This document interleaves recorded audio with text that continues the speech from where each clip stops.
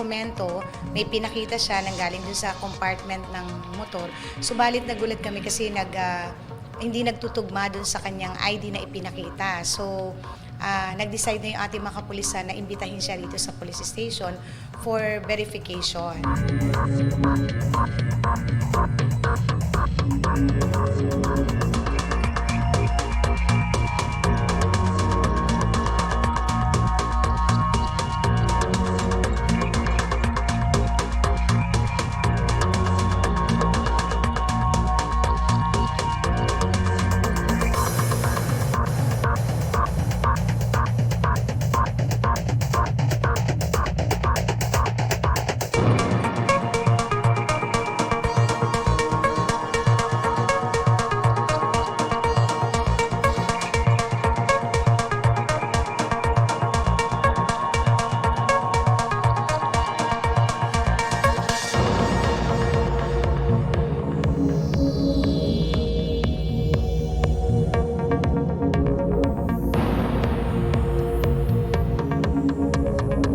Itong anak ko, dumating na, Mama, nasan yung motor ko? Sabi niya.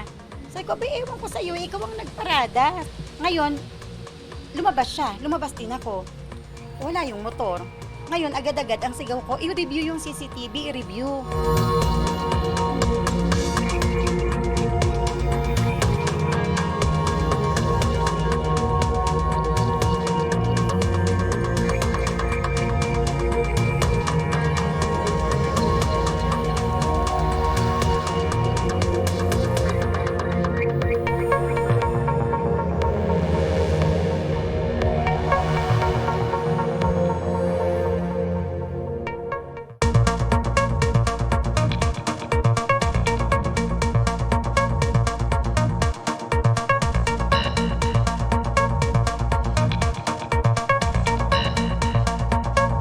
Circle of friends niya ay mga delivery rider.